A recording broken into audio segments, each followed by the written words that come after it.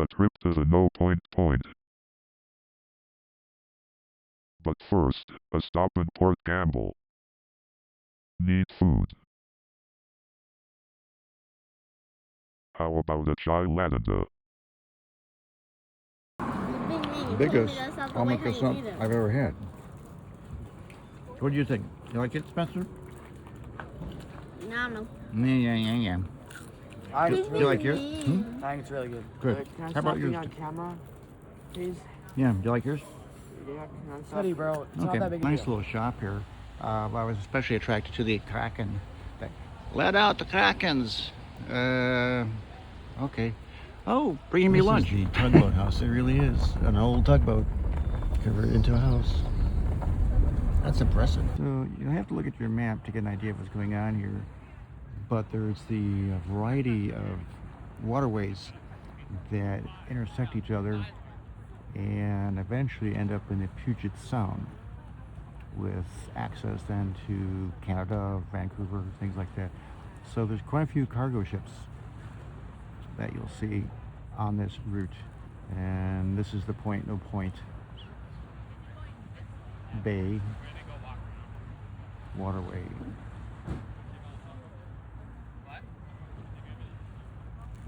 Very, very pretty. And this is the pathway to the Point No Point actual lighthouse on the point of No Point Point.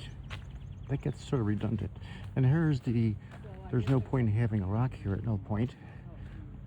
So let's go over and read what it has to say about no point in being at this point. Let's see. Yeah, the Hardschoos, or no point. Treaty signed here on January the 26th, 1855, transferring the land lying from the crest of the Olympic Mountains to Puget Sound from the Skalam Skogo Moose to Ahush Shekum and all Indian subtribes to the United States of America.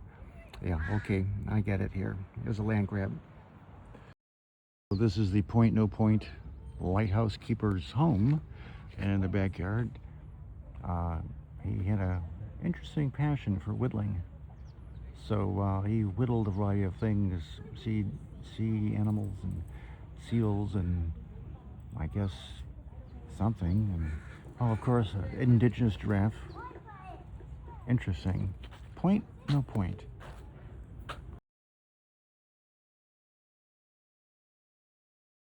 So you have to look at your map to get an idea of what's going on here.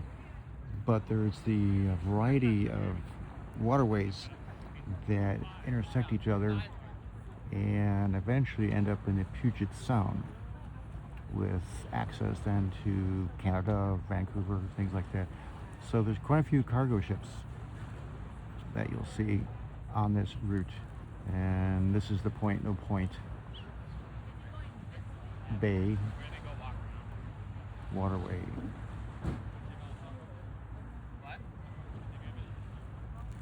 Very, very pretty. Mount Baker, Mount Rainier, Oh. and Mount Baker. Mount Rainier, okay. So, but in the distance there is, you can see it in a moment. There we go. That's Seattle. A popular pastime on the beach is building shelters of all the driftwood. So let's go inside this shelter. Yes. Oh, look, we got a little place to sit. Yeah, and another place to sit over there. Nice. Pillows? Not really.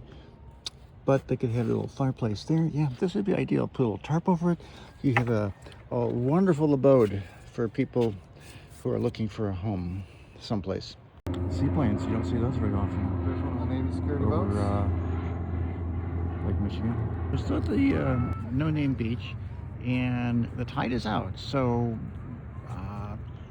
in about 12 hours, you see where the water line is out there. It's going to come up all the way to, you see that rock over there? It'll come up a little bit beyond there.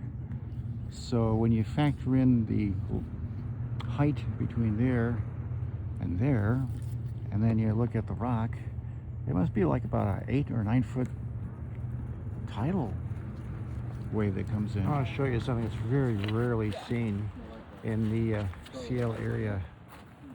It's called a shadow because the sun is out.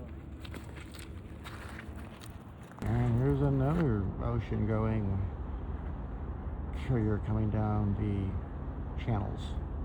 Channels, plural, many. This is one of the channels. And this is the tote. Tote? Tote.